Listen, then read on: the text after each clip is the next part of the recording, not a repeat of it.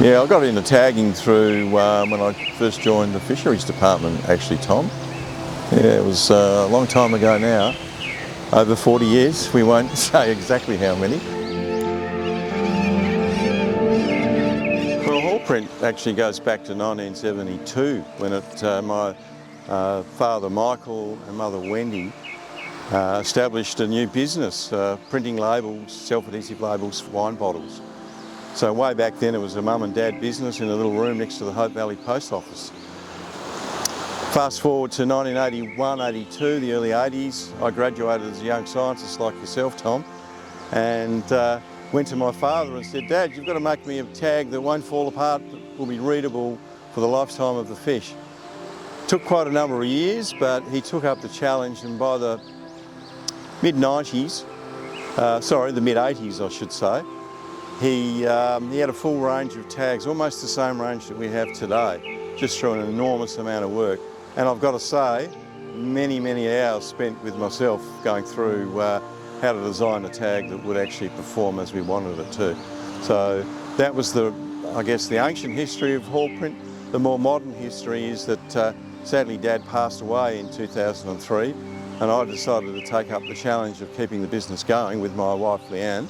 It had just moved to Victor Harbour then, so 2010 we decided to build a new factory and take the world on in terms of fish tags, and I think we've been very successful, and a lot of the tag returns that you'll see, some up to 30 years at liberty, are testimony to the quality of the tags that my father pioneered that we have continued. We have a very modern processing manufacturing plant in Victor Harbour run by the General Manager Darren Evans and Production Manager Julie Langmead and their staff, and we're very proud of our record, which culminated with winning the Small Business Export Award in 2016. Well, today we're going to be looking at two of the major tag types that Hallprint makes that are relevant to people tagging finfish on the one hand, or sharks and rays on the other. Yeah, the external tags that Hallprint makes, they've been very important to collect life history information on fish, on their movement patterns, on their growth rates, even their mortality rates or the fishing pressure can be measured. SunTag in Queensland, part of the ANSWER tagging program, they've tagged over 1 million fish since 1987, and from that program, actually able to collect information not only on the fish, but also on the fishers, how fishing effort changes over time, even how anglers have moved from catching and keeping their fish to catching and releasing their fish over time, including the distance that anglers might travel. It's quite a remarkable data set that's been collected there over, well, what is it now, 37 odd years. They're used around the world as well for very advanced things, like in commercial fisheries they're used to determine quotas. For example, in toothfish, Antarctic toothfish, they actually use the recapture rate of our T-bar tags to determine what their quota is going to be for the following year, so it can have very serious consequences for management. Some of those long-term tuna recaptures and collect those otoliths at the point of recapture along with the tag, sometimes 25, even nearly 30 years later, they can actually ground truth their otolith measurements of age. So that's been hugely beneficial to the international management of a hugely important species. We're going to be going out in the field. We're going to head down to the Coorong Lagoon, which interestingly is where the Hallprint story began. We're going to revisit the Coorong, I guess, and we're going to look at tagging black bream in particular. We'll be using the T-bar tags again on those smaller bream, black bream. They're a sparrowed fish. And we'll be using the smaller dart tags, the smaller plastic tip dart tags, the PDS, on the larger bream. And then we're moving offshore off of Victor Harbour here in South Australia to try and tackle some southern bluefin tuna. We had a good day out there and we tagged, I think, 5 fish using the large plastic tip dart tags, the PDATs, which have been used on tuna tagging programs around the world for decades now, and they're recognised universally as the supreme tag. The aim of the video, I should say, is going to be what's involved in tagging a fish. What's the correct application technique to use? It's really important because in doing that, they will maximise the retention of those tags for many, many years. So those few seconds that you're handling that fish and tagging it are vital to the outcome. The principal aim is to improve retention rates from tagging techniques, and that's really important. Yeah, we're hoping to head north of Adelaide onto the intertidal flats and use one of our most popular tags, which is the T-bar anchor tags, and use them on yellowfin whiting, and hopefully we'll show the right application technique for T-bars on live whiting. So what you want is a lure that mimics a shrimp or a prawn, or, you know, I've gone for a 75mm fakie dog here. There's a big score between me and the lure. 30.2. They're not in schools. They just seem to be the lone rangers at the moment. Oh, there's a follow. Oh, see it? Oh, he hit it. He's still there. He touched it, but he just didn't hook up.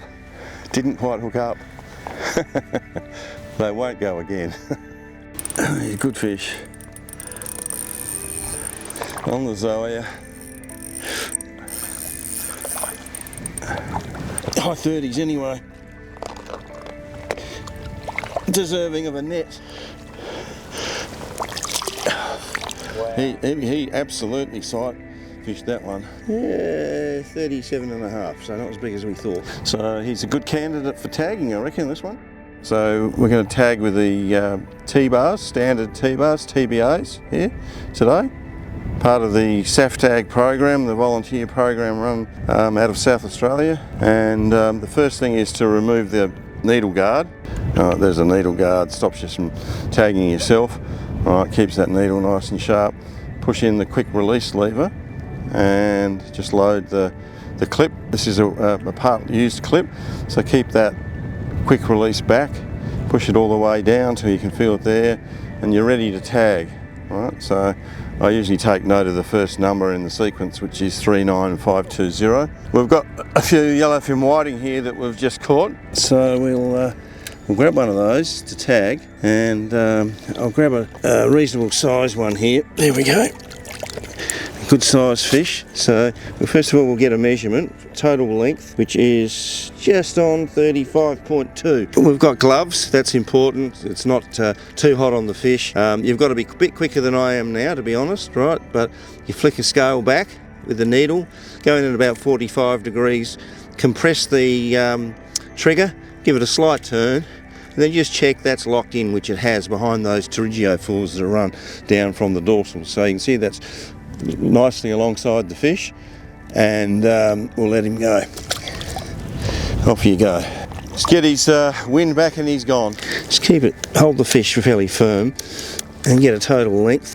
There, this is a smaller fish, 27 centimetres. Flick a scale and just go in at a 45 degree, shallow it out a little bit, the angle, give it a twist.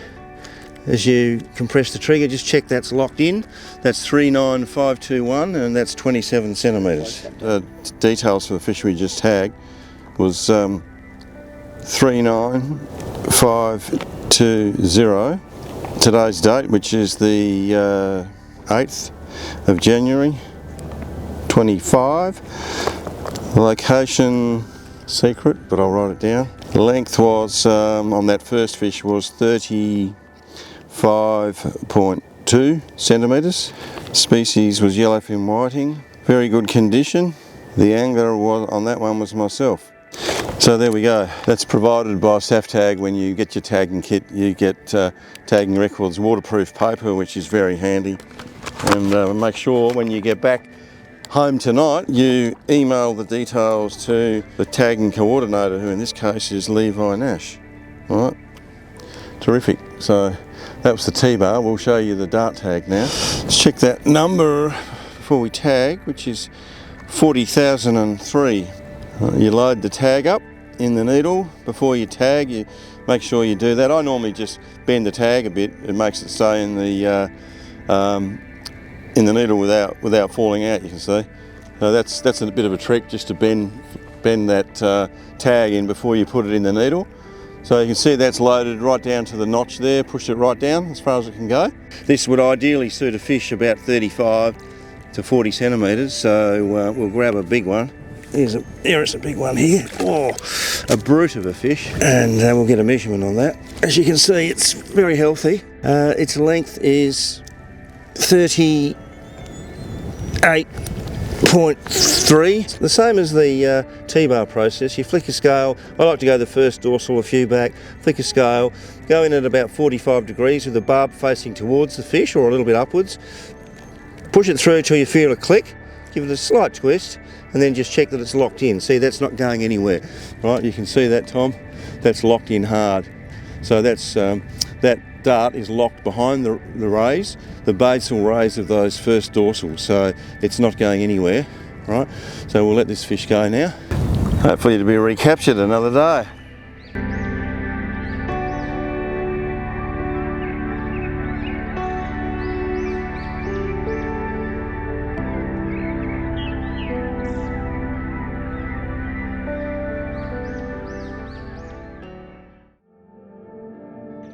Well, we're really hoping we get good weather first of all, and then we'll head offshore, off the south coast of South Australia, looking at those juvenile southern bluefin tuna, and we'll aim to use our large plastic tip dart tags, the most popular dart tag for tuna in the world, and apply and show the correct application technique for those, Tom. We're really hopeful we'll catch enough fish to be able to demonstrate that very clearly to our viewers. Yeah, we're out here at Victor Harbour boat ramp, planning a day out on the water. We're all set up for a tuna fish here in January, hoping to show some tagging with the plastic tip dart tags, release a few tuna with tags. Looking forward to a day on the water. It's a fresh morning, but hopefully calming as the day goes on, and yeah, looking forward to that.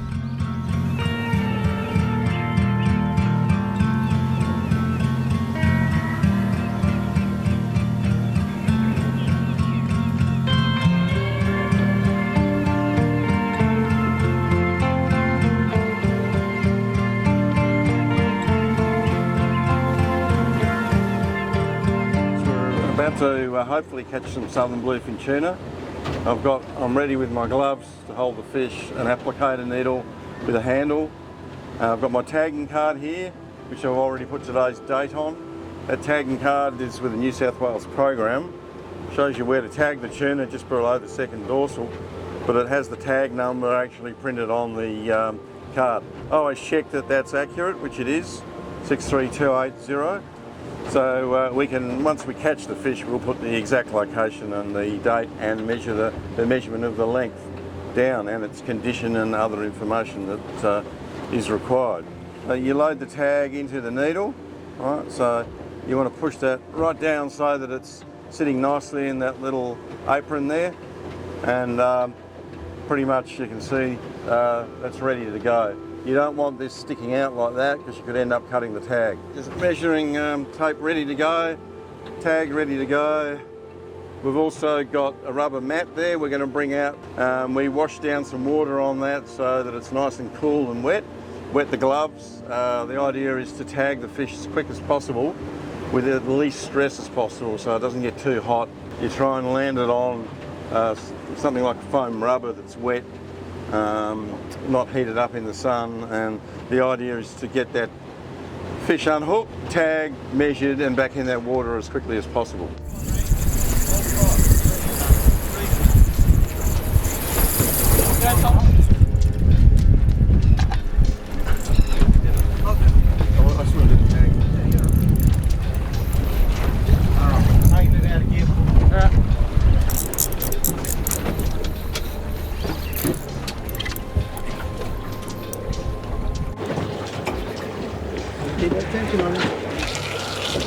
Here's the one we want to tag. So the tag number is 563280. Second dorsal there, just make sure that the barb is towards the fish, going at 45 degrees. Right, it's just a prick like that, go past the midline, check that it's locked in, which it has. That's now tagged, that's ready to be released. You can tag then take the measure, you can do it either way, but you've got to get that measure from the caudal fork. So we'll put it on a nice wet foam rubber mat, and that length is in centimetres, is 82. From the caudal fork to the mouth, Okay, so you don't really want to put dry hands onto a fish like this, so it's 82 centimetres. Right, off he goes, straight into the drink. He swam straight off. So that's the idea, is as little time as possible. That was hooked in the mouth, got it tagged while it was in the net, got the lure out of it, got the measure in the water. Ideally 30 seconds, but you know, I think that's about what that was. So even in a hot bite, right, you've got the tag number already on the card, you should have the date on there, get the time of the capture, and importantly the length. So that length was 82 centimetres. Okay, and we get all the other details down. The fight time, I think, was about 10 minutes, Anthony. There, a good fight. Hook location was in the mouth. Angler's name, Anthony Hall. We'll write your address down later, that's easy enough. That was not a circle hook, no. Fish condition was excellent. You saw that fish was only out of the water for maybe 20, 30 seconds at the most. So that's how it should be. So we've got that card filled in and it's ready to be posted back to New South Wales Fisheries. Stay on your right, Anthony.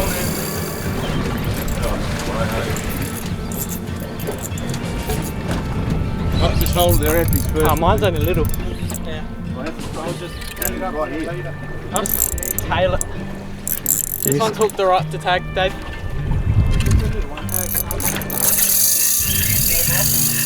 Uh-oh. Rod up. Lift your rod. Done. Is it? It's tired. Yeah, I'm ready with the tag. There we go. Yep. They're small fish, but they're lively, aren't they? Got that out of him really nicely, well done. 45 degrees, make sure that tag is loaded properly. Barb towards the fish, so that's going to lock in behind those pterygophores. 45 degrees, feel the click. Right, check that that's actually locked, which it has. And check that number again, which is 665872. Right, that's perfectly tagged. We always tag on that second dorsal.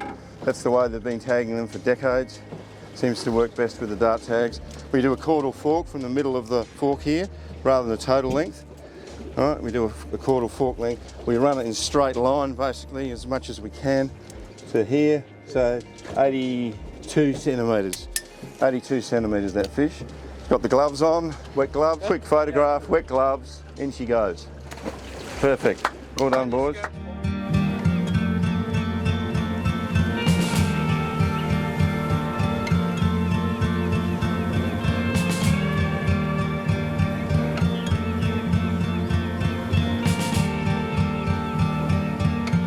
So that was the challenge, was to make a tag that would survive for a long time and remain readable. The good news is, 40 years later, we've had something like 45 tags from that CSIRO tagging program that was done in the early 90s and late 80s, return that have been out at liberty for more than 20 years, up to almost 30 years. So that's an awful lot of fish that have been out there an awful lot of time, giving an awful lot of information to the scientists to help with the management of southern bluefin tuna, just because of this tag.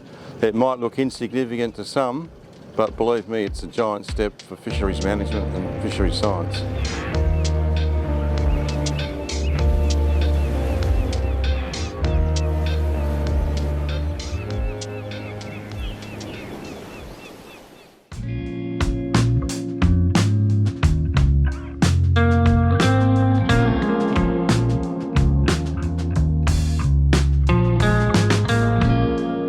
Here we are in the Coorong Lagoon, where the Hallprint story started some 43 years ago. Actually, as a young scientist, I was looking for tags, and this is where we're doing our research. So today we're hopefully going out and doing the same thing with SAFTAG coordinator Levi Nash, who's just behind me here, and Tom Tyczenko, hoping to demonstrate use of the T-bar and dart tagging technique on mulloway and black bream with a little bit of luck.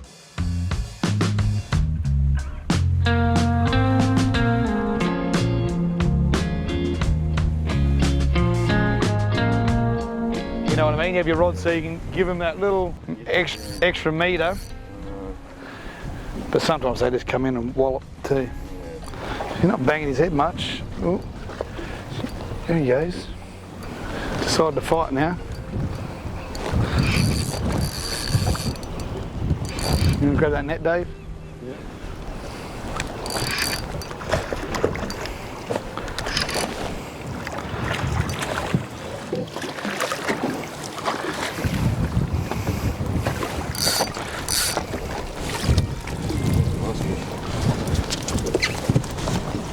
So we just kept it nice and wet, and make sure the brag mat's nice and wet, your hands are wet. Get a quick measurement so we can see 39 centimetres. Got the tag kit here ready to go. So what we need to do is flick a scale out first. So we're aiming about there. Through we go. Little turn. And that's it. It's hooked into the fin raise. That's ready to go. Good fish. 295, 39 centimetres. So that's 95, 39 bream. That's the data we need. I can put in my logbook later. And then we want to pull out another tag ready for the next one. So we're ready to go. 296. In she goes. So we just got this one, nice bream out of the Coorong. We're going to carefully try and tag it. So first thing we do is get a measurement, 38 and a half. And then we grab the tag, we flick a scale out. That's one out straight away. And then we straight in, turn, that's hooked on, ready to go. Just like that, ready to be caught again. Measure the fish. That is 28 centimetres exactly. We'll go back to the second dorsal on this one. 45. Give it a twist. Locked in, yep. Last three numbers 522. And that was 28 centimetres. Check that it's locked in, which it has. There we go.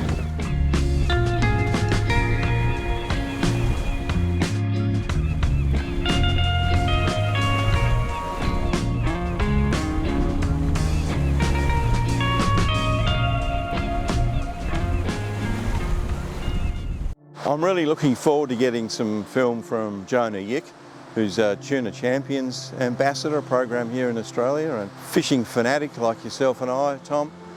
He's promised to send me some footage of in-water tagging of billfish, swordfish in particular. We'll be using our stainless steel head dart tags and our plastic tip dart tags, and he'll be showing them being applied in the field in the correct manner.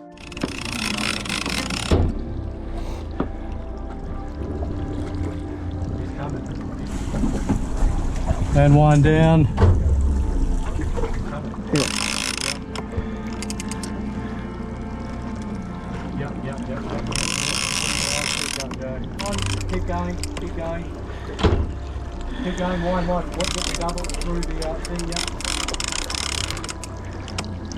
That's 200 kilo plus.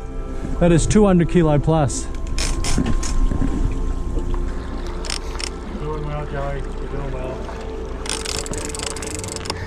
That's it, you're finished, buddy. Give up. Wind. Yeah, Yep. Okay. Wind. Yeah, got you. Oh, the swivel's on. Lift up. Walk backwards. Walk back, Joey. Tags in. Tags in. We've tagged it. Woo! Tags in. Okay. This morning we're out at the South Australian Research and Development Institute Aquatic Sciences Lab. We're here for what will be the inaugural fish tagging workshop. A group of SAFTAG volunteer fish taggers will be in attendance, and we'll hear from both the scientists who use the data that's collected from tag and release, as well as one of the principal taggers, the tagging coordinator, Levi Nash, about what their plans are for volunteer fish tagging in South Australia, how important it is for the skill of the tagger to maximise tag retention. So we'll be covering not only maximising the survival of the fish through proper handling techniques, but more particularly ensuring that those tags are applied correctly, but survive the lifetime of the fish, which can be up to 30 years or more. Yep. Right, when you're flicking a scale, you're going on the second dorsal, which is fine. Flick that scale there and you can see you've got that little bit of skin. That'll get replaced, that scale, no problem. Effectively 45 degrees, it can't get much better than that. That way. That's it. Perfect, well done. Just go in front of it, go in front of it. 45, pull trigger, turn. Perfect.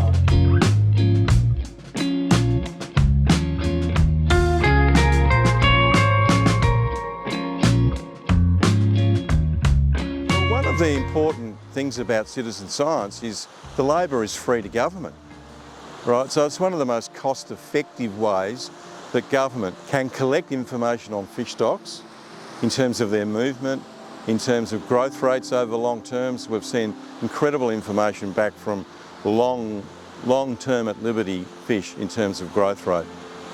So it's really valuable in terms of collecting basic biological information on fish stocks, including stock boundaries. Citizen science can play a huge role where government budgets are tight, and that's a really key point. The other thing that it can provide is information on the anglers themselves. And volunteer tagging programs, particularly the SunTag program, provides now an incredible array of information, not only on fish stocks, but on the behaviour and effort of recreational fishers and how that varies and how that trends over time. Really important, not only for fisheries managers, but people like tourist bodies and people wanting to know what exactly is going on with recreational fishing in particular in these regions. Well, as the sun sets here over the Gulf of St Vincent, Tom, let's hope that it heralds a new era or new dawn of cooperation between anglers, between scientists, between industry, both commercial and the tackle industry, everyone involved who has an investment in our fish stocks. Let's hope we see a new era of cooperation. I'm firmly of the view that participatory tagging, volunteer tagging, by not only recreational fishers but scientists and also commercial fishers themselves. I'm absolutely convinced that that has a vital role to play in bringing these parties together.